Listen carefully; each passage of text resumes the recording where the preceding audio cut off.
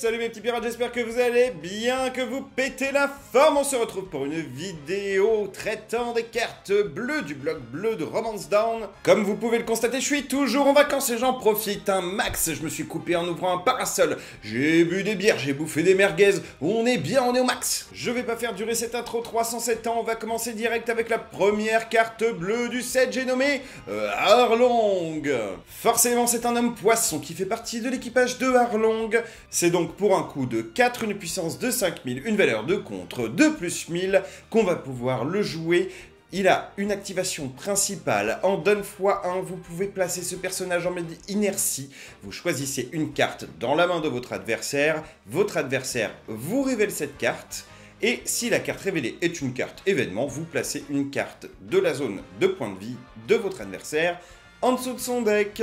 Alors cette carte, forcément, elle vaut un peu cher, une 5000 pour 4.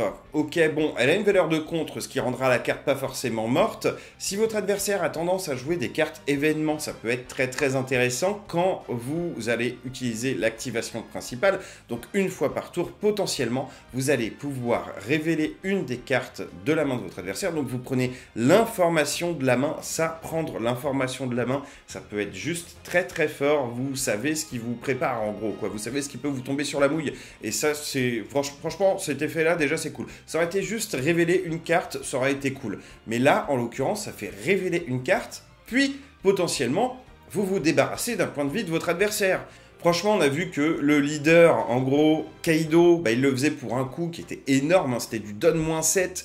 Ici, juste, faut attacher une carte don à ce personnage, et une fois par tour, vous pouvez le faire. C'est juste, je pense, très fort. Une très bonne carte qui peut rentrer dans tous les decks bleus. À voir par la suite, hein, parce que peut-être qu'elle va manquer un petit peu de patate, mais voilà, le tour où vous la jouez, vous pouvez utiliser cette activation principale. Forcément, vous la placez en inertie, donc vous ne pourrez pas attaquer avec, mais ça peut être tout aussi fort que d'attaquer. On va enchaîner les cartes et on passe à Alvida. Coup de 2, puissance de 3000, valeur de contre de plus 2000. Elle fait partie de l'équipage de Baggy, donc l'équipage du clown. Donne x1, quand cette carte attaque, vous pouvez défausser une carte depuis votre main et renvoyer un personnage de votre adversaire avec un coup de 3 ou moins dans la main de son propriétaire. Donc cette carte, elle cible uniquement les cartes de notre adversaire, mais c'est à chaque fois qu'elle va attaquer, vous allez renvoyer des cartes dans sa main. Je trouve ça vraiment très fort. Bon, après c'est des cartes de 3 ou moins, donc forcément ça va être très utile en début de partie, sans doute un peu moins dans le futur. Quand je dis le futur, hein, c'est pour le restant de la game, voilà, on est d'accord. Après, si vous voyez au bout d'un moment que votre adversaire joue midrange et donc va jouer que des cartes, justement, avec un coût élevé, 4, 5, 6, 7, 8, 9, on en passe, cette carte, vous pourrez toujours l'utiliser tout simplement en valeur de contre, hein, elle est à plus de 1000 en valeur de contre, donc cette carte dans votre main, pouf, pour vous défendre, c'est ultra efficace. Une très bonne carte, donc, qui a pour seul défaut, je trouve, de faire partie de l'équipage du clown.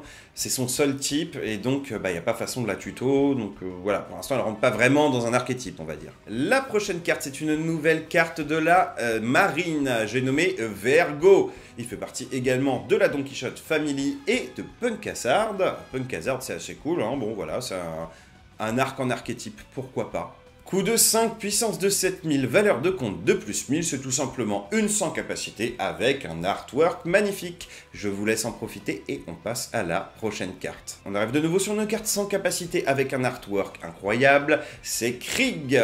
Krieg donc qui a un coup de 4, une puissance de 6000, une valeur de compte de plus 1000 et qui fait partie de l'armada pirate de Dankrieg. C'est donc comme très souvent avec les cartes sans capacité, une carte qui possède un type assez particulier qu'on espère voir un petit peu plus tard dans le jeu. C'est souvent des spoilers en fait, hein, les types. Mais voilà, encore une commune juste magnifique à regarder, à avoir dans votre collection. En parlant de collection, on va passer à une carte super rare, la première carte super rare bleue. Et pour les petits malins qui ont fait leur recherche, ce sera bien sûr Crocodile. Crocodile donc avec un coup de 7, une puissance de 7000, une valeur de compte de plus 1000. Il fait partie des 7 grands corsaires et de Baroque Works, comme à son habitude. Il a la capacité Banish. Banish, je vous rappelle, quand vous attaquez le leader adverse et que vous lui faites des dégâts, au lieu de rajouter les points de vie à sa main, il va la mettre tout de suite en défausse sans activer les capacités de trigger. Donc très très fort, vraiment une très bonne capacité. Et là on va voir que ça rentre justement dans l'archétype du nouveau Crocodile qui sort lors de cette OP. C'est Don x1, réduisez le coût des cartes événements bleus de 1 dans votre main. C'est quelque chose qu'on va pouvoir en fait activer, enfin qui sera constant si cette carte est activée. Si cette carte est attachée d'une carte Don, c'est un effet qui sera donc constant pendant votre tour et pendant le tour de votre adversaire. Et je vous rappelle que le nouveau leader Crocodile de cette OP vous permet de piocher quand vous allez jouer des cartes événements. Donc vous réduisez le coût des cartes événements, vous allez donc les jouer beaucoup plus facilement et vous allez piocher, vous n'allez jamais avoir de main vide. Bon, bien sûr, il me semble, de mes souvenirs, il faut avoir 4 cartes ou moins dans sa main. Mais bon, quand même, voilà, vous jouez une carte de votre main, vous en récupérez une, c'est très fort, c'est très sympathique. En plus, bon, forcément, si vous allez attacher une carte Don, vous allez attaquer à 8000 avec la capacité Banish. Cette carte, elle est juste super forte. Bon, bien sûr, elle a un coût de 7, hein, mais bon, faut ce qu'il faut. Qui dit super rare dit forcément carte parallèle, donc l'art alternatif de Crocodile. Et là, vous pouvez vous rincer les mirettes, les amis, comme d'habitude. Cette carte est magnifique. Et je la veux comme toutes les autres. Je vais arrêter de me répéter au bout d'un moment, mais enfin voilà, je tombe dessus, je vais être content à l'ouverture de mes displays. On se retrouve la semaine prochaine d'ailleurs. Et on va voyager un petit peu car on se rend du côté de Thriller Bark pour retrouver son capitaine, j'ai nommé Gecko Moria. Coût de 4, puissance de 5000, valeur de compte de plus 1000. Il fait partie des 7 grands corsaires et de Thriller Bark. Pendant votre tour, si vous avez 5 cartes ou plus dans votre main, ce personnage gagne double frappe. Pour rappel, la capacité double frappe, c'est la possibilité pour une seule attaque en fait de faire 2 dégâts à votre adversaire. Vous allez pouvoir potentiellement retirer 2 points de vie en une seule attaque à votre adversaire. Donc une carte très sympa, donc pour un coût de 4 relativement cool quand même, qui a une puissance de 5000, donc qui potentiellement peut faire des dégâts au leader adverse, et qui de plus va avoir ce petit effet qui se coule. Si vous avez une main conséquente, elle va avoir double frappe, c'est très très bien. Pareil avec le leader Crocodile, hein, si vous arrivez à vous maintenir à flot par rapport au nombre de cartes dans votre main, vous allez avoir très souvent 4 cartes dans votre main et au début de votre tour, comme vous piochez, vous allez donc en avoir 5 et pouvoir activer la double frappe. C'est pas dégueu. La prochaine carte, c'est Kaiser Clown avec un coût de 4, une puissance de 5000, valeur de compte de plus 1000. C'est un scientifique de Punk Hazard. Quand il est KO, vous jouez un smiley depuis votre deck, puis vous mélangez votre deck. Alors, le smiley, on va le découvrir un petit peu plus tard. Calmez-vous. On se remémorera de Kaiser Clown au moment où on verra la carte. Ok. Donc oui, pour en parler un petit peu plus de cette carte, je dirais qu'elle est extrêmement value, puisque vous allez jouer une carte directement depuis votre deck. Donc une carte qui, vous l'imaginez bien, possède certains effets, certains attributs sympathiques. Et bah, ça va filtrer votre deck. Vous allez retirer une carte de votre deck, vous allez tomber plus facilement sur les cartes que vous cherchez à la pioche. Toujours très sympa. Et la prochaine carte, ce sera une nouvelle super rare avec Dracul Mihawk.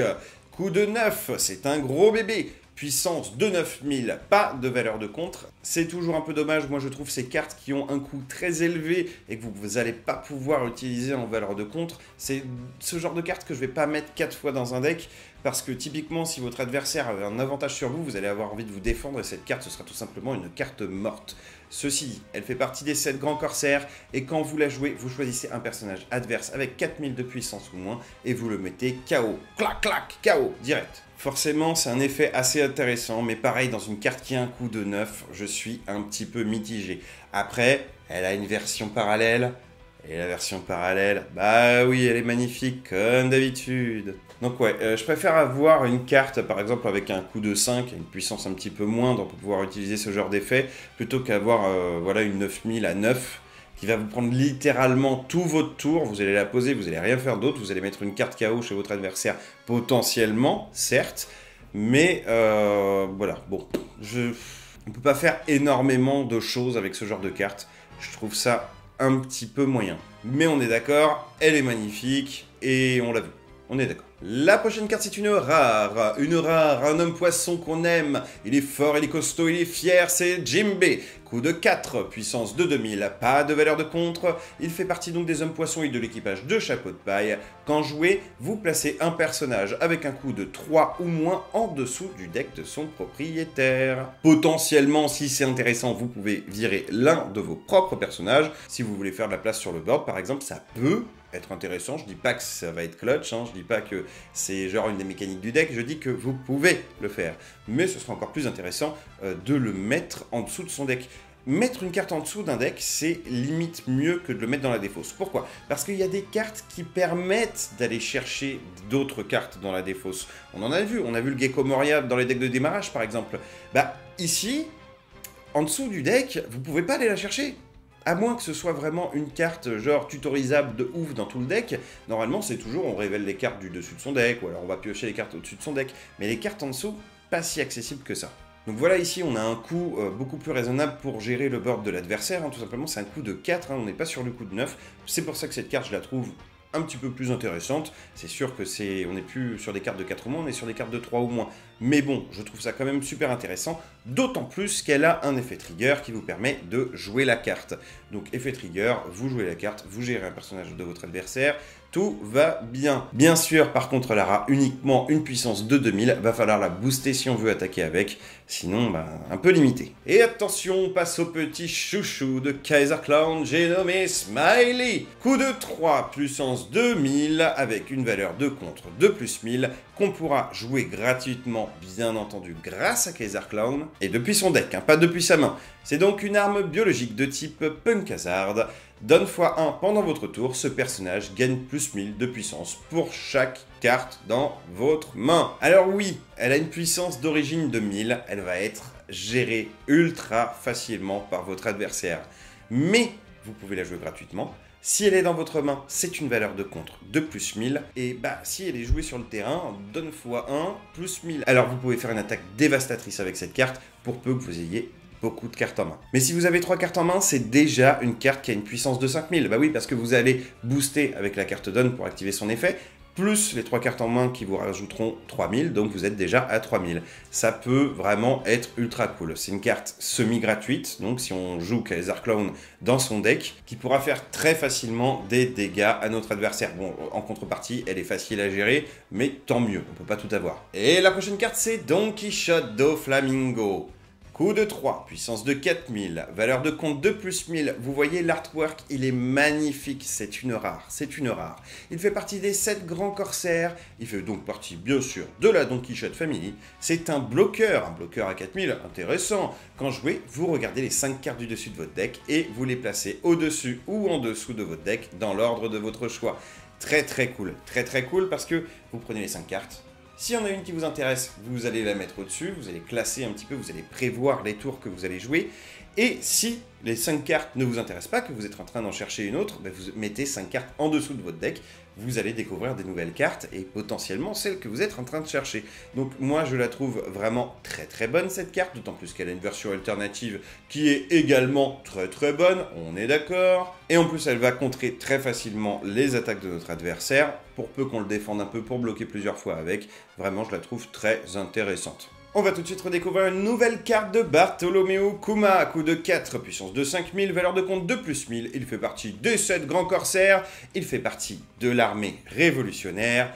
Il a une capacité bloqueur, donc cette fois-ci, il a 5000 de puissance, encore mieux pour bloquer des attaques. Et quand il est mis KO, vous jouez un pacifista avec un coup de 4 ou moins depuis votre main. Alors, si vous vous souvenez de l'engine Pacifista qu'il y avait déjà dans le deck de démarrage, elle se combine très bien. Il y a une carte Pacifista que vous allez ramener du deck et celle-ci vous permet d'en jouer depuis votre main. Donc pour le coup, si on pioche la carte Pacifista, on pourra également la jouer gratuitement avec ce Bartholomew Kuma. Très bien, j'adore cet engine, honnêtement, à mettre dans le bleu. Ça prend pas énormément de place dans le deck et en même temps c'est très puissant, donc vraiment va pas falloir cracher là-dessus. Et on va découvrir du coup une nouvelle carte Pacifista qui est au passé passage absolument magnifique. Coup de 4, donc jouable avec le Bartholomew Kuma qu'on a vu juste avant. Puissance de 5000, pas de valeur de contre, faut pas déconner. Arme biologique de la marine. Et vous pouvez mettre le nombre d'exemplaires de votre choix de cette carte dans votre deck. Vous avez compris, on peut jouer genre jusqu'à 8 cartes comme ça. Et donc c'est celle-ci qu'on va ramener à chaque fois. Je trouve ça vraiment très très bien. C'est un bloqueur. Voilà, vous jouez typiquement l'autre Bartholomew Kuma. Vous avez 2 bloqueurs à 5000 du coup sur le board. Je trouve ça pour 4 vraiment extrêmement bien. Et en plus l'artwork est magnifique. Donc que demande le peuple? La prochaine carte c'est Bellamy. Bellamy avec un coût de 2, une puissance de 4000, une valeur de contre de plus 1000. C'est la première carte de l'archétype Dressrosa. Et c'est une sans capacité avec un super bel artwork. Voilà, même si je suis pas genre ultra fan du personnage, faut avouer que là il est plutôt bien mis en valeur. En parlant de mise en valeur, on va découvrir tout de suite l'une des chouchous de nos amis qui aiment les waifus, j'ai nommé Perona. Coup de 1, puissance de 2000, valeur de compte de plus 1000. Encore une carte qui fait partie de Thriller Bark. Quand elle est jouée, vous regardez les 5 cartes du dessus de votre deck et vous placez les cartes au-dessus de votre deck, cette fois-ci par en dessous, dans l'ordre de votre choix. On est un peu proche de l'effet qu'on a vu, mais cette fois-ci, la carte, elle vaut 1. Hein, voilà, quand vous la jouez, vous allez regarder les 5 cartes, vous allez les trier. Pour moi, c'est une bonne carte, hein, on est d'accord, hein, elle a une valeur de contre qui est pas déconnante. C'est une carte qui va nous permettre de savoir ce qu'on va piocher pendant les 5 prochains tours. Franchement, ouais, j'aime bien. J'aime bien cette carte. Puis l'artwork, on est d'accord, très très joli. C'est une Unco, on va tomber dessus à tous les coups. Et on va rester dans le côté féminin de l'univers de One Piece avec la magnifique Boa Hancock qui nous vient dans une petite carte super rare avec un coût de 4, une puissance de 5000, une valeur de contre de plus 1000. Elle fait partie des 7 grands corsaires et des pirates de Kuja. C'est une carte bloqueur encore. Beaucoup de cartes bloqueurs dans l'archétype bleu. On se veut vraiment très contrôle. Notre adversaire ne nous fera pas de dégâts. Donne x1, lorsque cette carte attaque ou bloque, vous allez avoir le choix d'être agressif avec ou défensif avec. Quoi qu'il arrive, vous allez déclencher son effet pour peu qu'elle soit attachée d'une carte donne.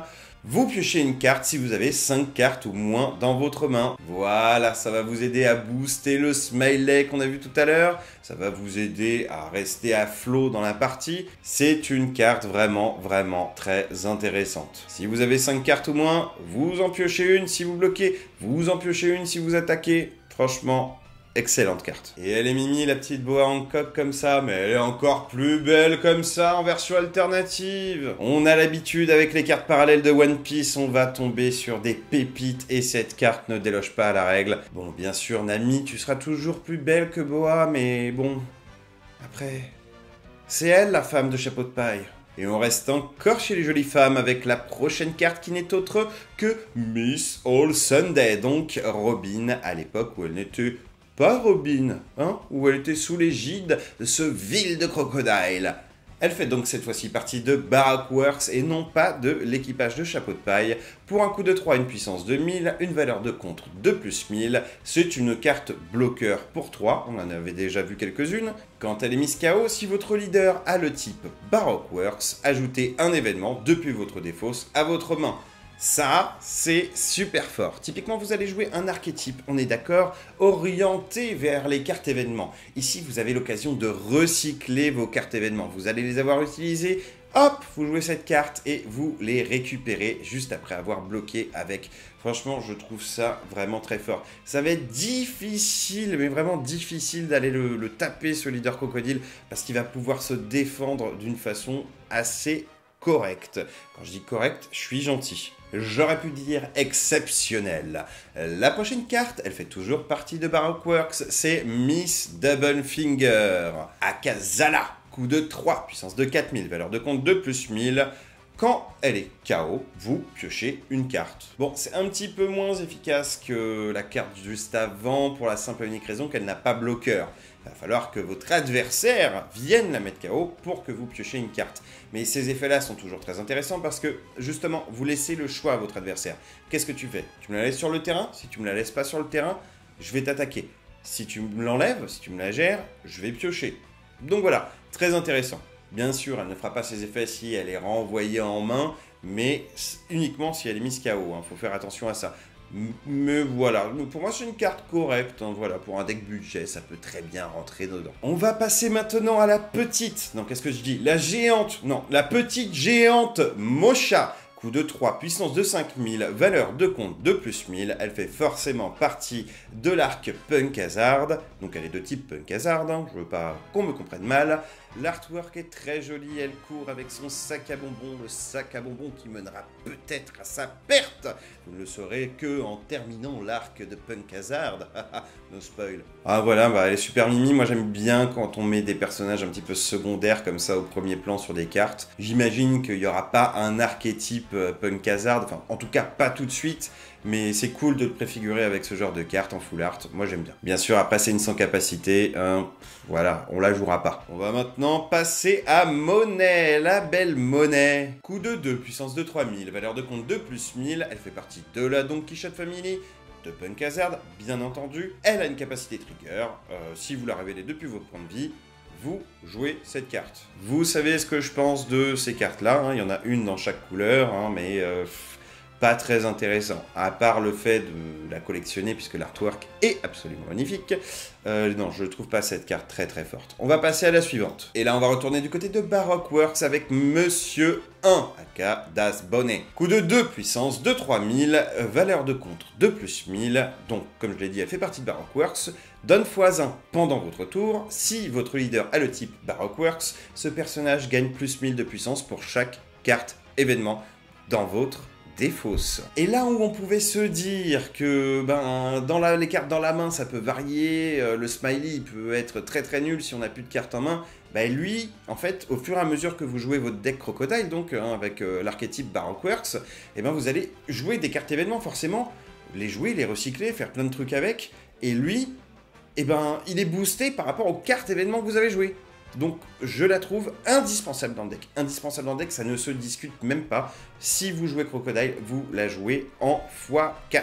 Voilà, c'est mon avis. Vous allez énormément vous défendre avec les cartes bloqueurs, avec les cartes événements, mais il va vous falloir des cartes pour taper, et celle-ci, elle est juste parfaite. Vous la jouez pour 2, donc vous avez encore plein de cartes down sur votre terrain pour pouvoir potentiellement jouer des cartes événements pendant le tour adverse et vous défendre, et au tour d'après, elle va faire des merveilles, parce que vous aurez justement boosté cette carte grâce aux cartes événements que vous avez jouées. Vous aurez en plus pioché avec l'effet de vos leaders et tout. Enfin, cool. J'aime cet archétype. Et voyez, au fur et à mesure qu'on avance dans les cartes bleues, je me dis que peut-être jouer Crocodile, ça doit pas être déconnant, qu'est-ce que vous en pensez? Et attention, parce que la prochaine carte, c'est le plus beau de Baroque Works. Bon, après Crocodile, vous me direz, mais c'est Mr. 2, aka Bonne Clé. Ah, regardez comment elle est magnifique, cette carte. Franchement, moi, je veux un Bonne Clé en leader. Donc ici, on le retrouve en tant que carte personnage avec un coût de 3, une puissance de 4000, une valeur de compte de plus 2000. Il fait partie forcément de Baroque Works pour l'instant. Donne x1 quand il attaque. Vous regardez les 5 cartes du dessus de votre deck. Vous révélez une carte événement de type Baroque Works. Voilà, ça rentre dans le deck, ça rentre dans l'archétype. Et vous rajoutez cette carte à votre main. Vous placez le reste des cartes en dessous de votre deck dans l'ordre de votre choix. Indispensable dans un deck orienté Baroque Works, carte événement, je valide. On a vu Missile Sunday, on a vu Crocodile, on a vu Mr. 1, on a vu Mr. 2. Forcément, on passe à Mr. 3. Coût de 2, puissance de 3000, valeur de contre de plus 1000. Il fait également partie de Baroque Works. Quand vous la jouez, si votre leader est de type Baroque Works, vous m'avez suivi, hashtag Crocodile, vous choisissez un personnage de votre adversaire avec un coût de 4 ou moins. Ce personnage ne peut pas attaquer avant la fin du prochain tour de votre adversaire. Et ça, moi, je trouve ça, ok, certes peut-être situationnel, mais très très fort. Votre adversaire va jouer une carte. Au prochain tour, elle va vous faire des dégâts, vous le savez. Vous jouez celle-ci, il ne peut pas attaquer avec, il ne peut rien faire avec. Vous gagnez un tour, littéralement. Bon, forcément, c'est pas n'importe quelle carte, c'est les cartes de 4 ou moins, mais vraiment, je trouve pas ça dégueulasse du tout. Si vous jouez Crocodile, vous la mettez dans le deck sans réfléchir, elle profitera de tous ses effets, elle est faite pour ce deck. Et on se rapproche de la fin de cette vidéo avec les cartes événements. Et on va commencer tout de suite avec Overheat. Overheat, coût de 2, elle fait partie des 7 grands corsaires et de la Don Quichotte Family. C'est une carte contre qui est comme celle qu'on a vue auparavant. Donc ici, c'est une carte qui a un coût de 2, donc en toute logique, qui va booster à plus 4000 une carte personnage ou une carte leader, et qui derrière va faire un effet. Et cet effet, ce sera renvoyer un personnage avec un coût de 3 ou moins dans la main de son propriétaire. Pour 2 donc, ou pour 1 si vous avez Crocodile sur le terrain, vous boostez à plus 4000 une des cartes que vous avez sur le board, que ce soit votre leader ou vos personnages, et vous renvoyez un personnage avec un coût de 3 ou moins dans la main de son propriétaire. Votre adversaire ne joue pas autour de ces cartes, il va perdre énormément de value. Si vous avez en plus des bloqueurs sur le terrain, vous bloquez, vous protégez votre bloqueur avec cette carte, ça fait de la magie. Non, vraiment, dans le deck Crocodile, en tout cas, cette carte, elle va être importante, très importante, surtout qu'elle a une capacité trigger qui est, comme d'habitude, un petit peu plus fort que le deuxième effet qui est sur la carte. Retournez une carte avec un coût de 4 ou moins dans la main de son propriétaire. Vous la révélez dans vos points de vie, pouf, au revoir la carte à 4 ou moins. Elle va faire partie de l'engine du deck, à n'en pas douter, bien que ce ne soit pas une carte avec l'archétype Baroque Works, donc qui va être un petit peu, on va dire, difficile à aller chercher dans le deck. Mais bon, une carte événement avec le type Baroque Works, on va la découvrir tout de suite, ce sera Officer Agent. Coût de 2, donc elle fait partie de Baroque Works, c'est une carte de contre qui nous permet de jouer une carte de type Baroque Works avec un coût de 3 ou moins depuis votre main. Donc là, vous pensez par exemple à Mr. 3, Mr. 3, vous le jouez, votre adversaire ne pourra pas attaquer avec une carte en particulier qui va vous embêter. Je la trouve assez efficace, bien que un petit peu plus difficile à mettre en place, parce qu'il va falloir avoir les cartes en main pour pouvoir la jouer, mais jouer une carte à 3 pour un coût de 2, voire 1 si vous avez le Crocodile Asset sur le terrain, je trouve ça quand même relativement correct.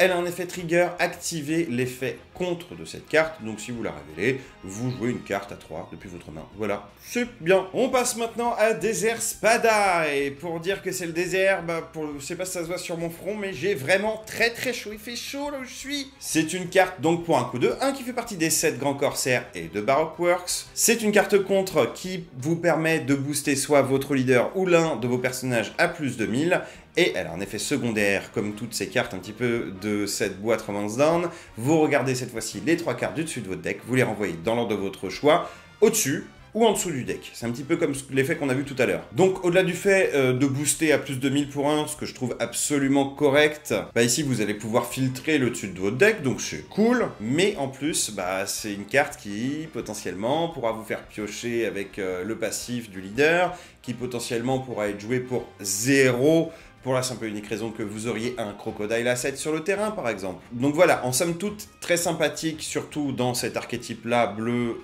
#Crocodile. Elle a une capacité trigger, vous activez l'effet contre de cette carte, donc un peu moyen dans la mesure où en fait, la seule chose qui va vous intéresser, ce sera pas les plus de 1000, parce que vous venez de vous prendre un dégât, c'est pour ça que vous activez la capacité trigger. Non, là ça va être juste de filtrer le deck, donc un peu en deçà de l'autre carte qu'on a vu avant, mais bon, c'est normal, c'est une carte qu'on joue pour 0, je vous rappelle. L'avant-dernière carte du set, c'est Crescent Cutlass. Elle a un coût de 3, elle fait partie des 7 grands corsaires, et forcément de Baroque Works. C'est une carte contre si votre leader est de type 7 grands corsaires.